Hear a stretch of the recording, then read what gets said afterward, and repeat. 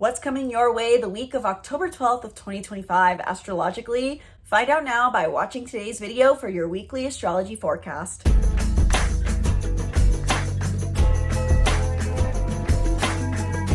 Hello and welcome back to the channel. I'm Isabel, your spiritual rebel friend, and today we are talking about the weekly forecast for the week of October 12th through to the 18th of 2025. In today's video specifically, I'm going to cover what may be coming up for you this week as general themes, the astrological transits taking place the week of October 12th through to the 18th of 2025, the things you may want to do as a general key takeaway this week, and the overall spiritual lesson / reminder that is being presented this week. And if you want more personalized guidance to the stars ahead, then I invite you to book a reading down in the description box below, or check out my other astrology offerings that I'll talk more about at the end of today's video. Let's get straight into this weekly forecast, starting off first with what may be coming up for you as general themes this week.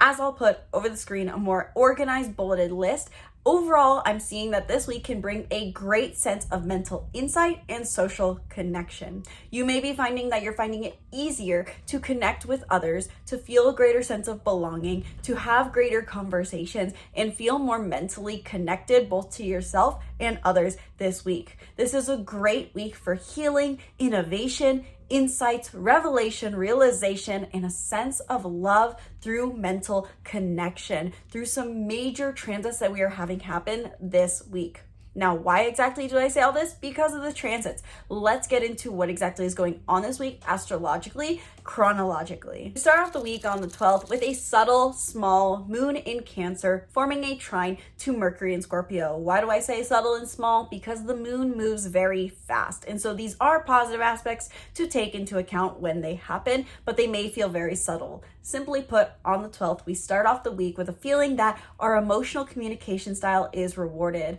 Bringing our heart to our conversations, practicing trust and expression in conversations can be very rewarding for you. Then, on the other hand, we get to the 13th of the month and we have multiple major transits happening.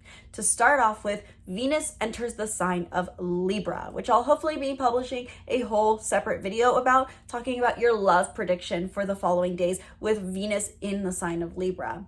Venus leaves the sign of Virgo, and with Venus in Virgo, we were focused more on this more simplistic, humble, grounded, loving the little things style of romance and of life. We were focused on our tasks, health habits, hobbies, small little things that fill our life with joy, and maybe even service in love.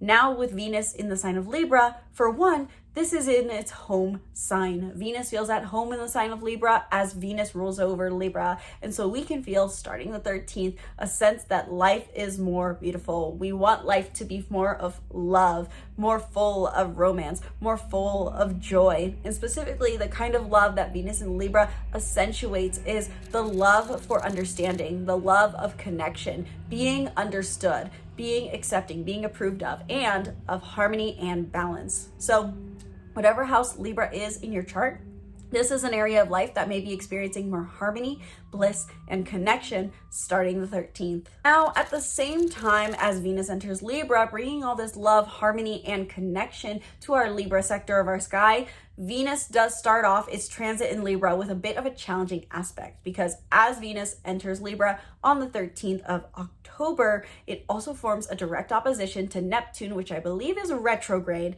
in the sign of Aries. Now, this is a very interesting aspect. Frankly, we have been in a bit of a tense aspect with Venus for about a couple of days now, from roughly the 11th to the 13th, I want to say. Because on the 11th, Venus was in the final degrees of Virgo, opposing Saturn. And now Venus shifts from one opposition to another. So this past couple of days, with Venus in opposition to Saturn and now in opposition to Neptune, it can feel like love has tension, love has confusion. And so while Venus entering Libra is overall in a longer term scale bringing positive themes that we can start to feel more and more as the week progresses and it begins on the 13th, the 13th itself may feel a bit challenging. We may feel like our ideals and our love life are not going hand in hand. Neptune in positive or in negative aspect brings a feeling of confusion, confliction, and heightened idealism to the point of disillusionment. This is where we need to sometimes take a step back and pause and wait for the dust to settle. This may be specifically in regards to your relationship with others versus relationship with independence, how much you connect with others versus how much you make space for yourself. Simply put, I will add that with this being in opposition to Aries energy, there may be a potential for conflict of interest, and maybe being a little bit over idealizing about how much independence or how much you are seen for who you are. This is about your self-identity to some degree. Point being, simply put, on the 13th of October, not only do we have Venus entering Libra, but there may be a bit of tension, confusion, and confliction that is best to wait out. And finally, the next major thing that happens on the 13th, the final major transit on the 13th, is Pluto stations direct at long last after being retrograde in the sign of Aquarius for some months, I believe since the end of May. And I have a whole video talking about what it means for Pluto to be stationing direct in the sign of Aquarius if you want to know more. But as far as your weekly forecast, what can be coming up for you on the 13th this week as a theme is that you may be feeling like you're ready to start taking transformative action once again. What does that exactly mean? Think about your relationship to qualities of individuation and importance. What are the things you've done in a macro scale over this year to try to embrace these qualities in a more positive light? This week, you may be feeling like you want to get that ball rolling forward once again. This is about you taking action outside of your comfort zone, you taking action outside of your habitual patterns, taking action that is healing, as these are things that Pluto calls us to do, and yet you can start to feel called to do starting this week, starting the 13th. Because this is Aquarius, it is important to look at what house Aquarius is in your chart to understand more of what this may bring up. But you may simply put being feeling called to do things of more importance that align with your individuality, that give you a sense of importance and give you a sense that I am here to make an impact on this earth. Now, on the 14th of October, midweek, I am so excited to talk about this. This is why we have such an energy of revelation, insight, connection, mental clarity coming up this week. Of the many reasons is we have a Grand Air Trine happening between Venus and Libra, Pluto now direct in Aquarius, and Uranus, which I believe is a retrograde in the sign of Gemini. So we have Pluto, Venus, and Uranus involved in this Grand Air Trine now. I'm only talking about this in regards to the 14th, but we can feel this energy the entire week. And so that opposition that's going on earlier in the week between Neptune and Venus, though it is tense, it's very much toned down, so to say, because of this Grand Air Trine. With all three of these air trines these air signs activated in a Grand Air Trine, we can find that love, innovation, and transformation are themes arising as we near the 14th. Because these are all air signs, this is about our mental energy. This is why we say insights, revelations, realizations. Your mental energy is being heightened for a sense of love for life, innovation in your life, changes in your life, and transformation. Excuse me.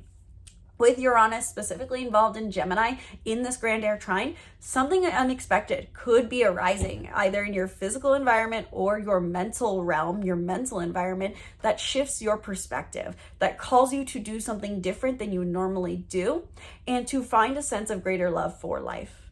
For those who are looking for love, because Venus is involved, this could bring an unexpected love encounter, though it could just simply be about your love for life. I'm going to publish a whole separate video talking about this Grand Air Trine, so turn on post notifications and stay tuned for that. It probably will be published the day after this video, so stay tuned for that where I'll talk about it more. Simply put, with this Grand Air Trine, you can expect in this week on the 14th to feel a sense of energetic lightness, mental clarity, a heightened sense of love for life that comes through new perspectives, new opportunities, and maybe even social encounters. On the 15th and the 16th, the moon transits through the sign of Leo and makes a challenging aspect and a positive aspect to Scorpio and Libra energies. Simply put, make sure you maintain balance between your desires for connection, depth, and lighthearted play.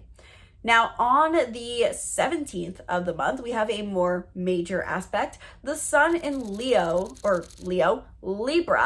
squares Jupiter in Cancer. I've mentioned in all of my monthly horoscopes and in my monthly overview and in all of my weekly monthly newsletters, we have multiple times throughout this month squares to Jupiter energy. And this is specifically with Libra energy. So Libra, Sun, Mercury, and Venus throughout the month have formed squares to Jupiter in Cancer. And this is highlighting the difference between connections that are nurturing, supportive, and mother-child dynamics, so to say, versus relationships that are equal and connected. It's almost the idea that we almost can't just be supported and understood at the same time to some degree. So what may be coming up for you on the 16th, 17th, of the month with the Sun in Libra squaring Jupiter in Cancer is that you may feel like your desire for lighthearted, understanding connection, for approval, for acceptance, to be welcome, goes contrary to your desire for nurture and support and to follow your heart. The invitation of a square is to meet in the middle. And how can you find both support, emotional connection, emotional harmony, a sense that you're following your feelings, and find a sense of connection and understanding for others? How can you balance your heart with your desire to connect? How can you balance your desire for support with the desire for approval? Simply put, this square may be a bit of a tense day. Try not to push boulders uphill, so to say. If you feel like you're experiencing resistance in your life, it can be a beneficial moment to pause before you act and ask yourself, what would the ideal situation look like between these both? And we close out the week with the moon in Virgo forming a sextile to Jupiter in Cancer, which will soothe over any sorts of conflict or tension that may have arisen the day before with our previous square. So you may want to prioritize more time for your emotions and routines at the end of this week. So now that I'm starting to talk a bit about recommendations, let's get straight into recommendations for this week.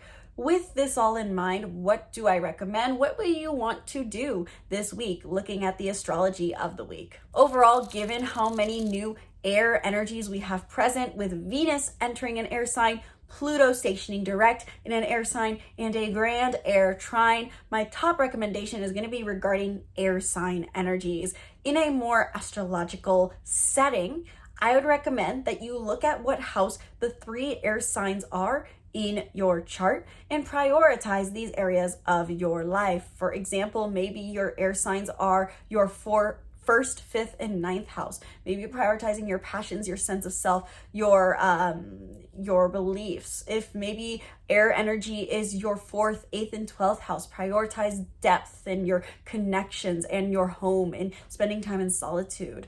If your air energy is your 11th, your 7th, and your 3rd house, prioritize social connections. But that's just based off of a more astrological setting. I would recommend you look at these areas of your chart and ask yourself, how can I prioritize these areas of my life this week? In a more general consensus for us all, air energy does bring up major themes for us all regardless of our houses, which is our mental energy and our social connections and our learning. So with this being a bit of social energy for us all, I would recommend that this week is a great time to open yourself up to communication, conversation, and education. What are the things you've wanted to learn about? This week could really bring up a love for learning. So if you've had a workshop you wanted to attend, or a course, or if there's an online group you love learning from, if there's a YouTuber you love listening to, hopefully it's me. If you have a book you've been wanting to read, making time for your education could feel really rewarding. Additionally, air energy does remind us that we can do some of our greatest learning and receive some of our greatest insights through conversation. So make time to talk to people this week. The house that this air energy resides in are the places you may want to prioritize conversation. If it's 4th house in your home, 11th house in your community, 10th house your career. But that's also another layer you don't have to take into account if that's overwhelming for you. The simple consensus is learn and communicate. So making time to be open to conversation, pausing to give honest answers, being open to asking questions and giving answers can be really rewarding for you this week. And as we near the end of the week with this square to Jupiter in Cancer, and with the opposition we're even feeling to this Aries energy, I would recommend as a general consensus to contemplate this week, What is the difference between initiating independence, initiating nurturance, and initiating connection for you? Aries, Cancer, and Libra, they all form squares to each other because they are all cardinal signs. This means that they all want to initiate different kinds of motives. And so how can you balance the motive for independence and authenticity with the desire for more support, nurturance, and caring, and connection, approval, acceptance? These are very contrastingly different initiations that may oftentimes not be allowed to exist all at once, but how can you strive for coexistence of these desires? That is more of a less, that sounds weird. That's a more generalized, more spiritual, general concept to take into account this week. Overall, socialize, connect, spend time with people, learn new things, talk, communicate, share ideas, learn ideas, and be patient with yourself in times of stress. Pause, wait them out if you need to, and go do something that makes you feel lighthearted and curious. So to wrap up today's video, let's talk about what is the overall spiritual lesson or reminder this week. Looking at the general themes that we have with all this air energy coming up astrologically and with some of the oppositions and squares we're experiencing, I personally feel that looking at the stars this week reminds us how important it is to be light. What do I mean by that? This air energy in general, if we think about the quality of air, it's ever-changing, it's flowing, it's also unrecognized. It's something that's always there, but we don't always identify as there. The air is all around us, it's omnipresent, and we are invited to take on a similar nature, specifically in regards to how we relate to others and how we frame our life experience. How can we be more light in our perspective and treat things with a airy quality? Oftentimes, especially during all this Scorpio energy that's present, we have a desire for depth. We want to immerse ourselves in waters. We want to be deep with others, connected with others, invested in things. And in modern day world, we do have quite obsessive qualities oftentimes, which isn't necessarily a bad thing. But sometimes that depth, that weight of the waters, so to say, can pull our soul down. And we are invited this week to really be more light and to remind ourselves that we all need to have this more airy quality to us in a very spiritual setting. So how can you perceive your life with this more airy quality, which means detachment, objectivity, observation, curiosity? And how can you treat others with this same light?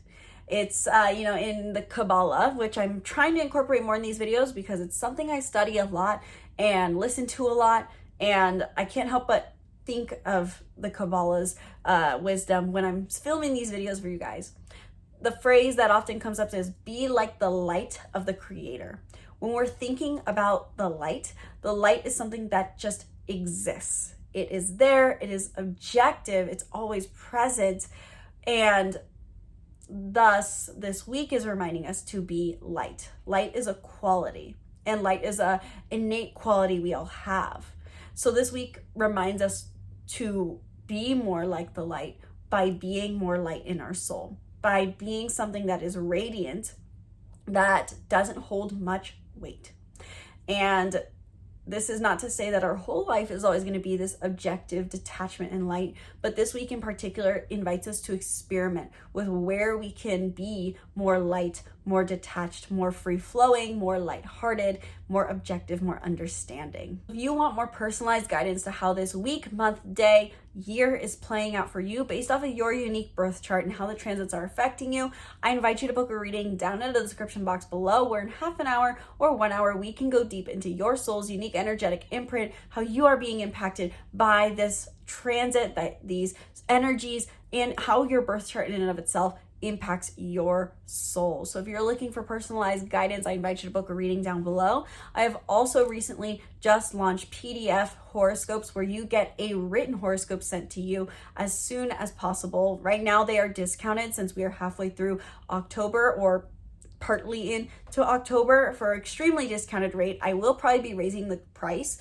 of these written horoscopes to probably close to $100 because though they are short, they are deep and personalized and they take many hours to write your written horoscope for you. So if you want to get a written horoscope, check that out on the website down below. And a final recommendation I want to give, if you are someone who feels that these energies of the stars are really affecting you, if you feel like that you want more help grounding into these energies and navigating these energies, I personally have loved my new Otter Spirit bracelets that I just received in the mail. Their October package, so to say, where they have, I honestly can't remember which crystals, green aventurine, leopard skin, and something else, something along those lines. I'll put the cute little cards over the screen that they gave with these, that they have little mantras on them, and they also remind you what astrological zodiac sign energies align to these bracelets. But these have been really helpful mantras for me to repeat every single morning. I look at them every morning and I put on my bracelets grounding into these energies for the week. So if you like little knickknacks like me, I recommend Otter Spirit bracelets. They're down in the description box below, and you can use the code Isabel20 to get 20% off your order. And final note, if you like today's weekly forecast, but you wish you could have had to not screenshot it and save this all to your camera roll, I send out weekly forecasts on my newsletter on Sundays, so you can get this same forecast, but in more depth, more detail, and more clear cohesion, less rambling, to your email inbox by joining my newsletter down below. I also send some exclusive deals every now and then, crystal recommendations, and exclusive access to new offerings. So if you want to be the first to know about the new things I'm offering, doing, and you want to get your weekly and monthly forecasts, join my weekly newsletter down in the description box below. Thank you guys so much for watching this video. Sincerely hope you enjoyed. Once again, my name's Isabel. From my heart to yours, namaste.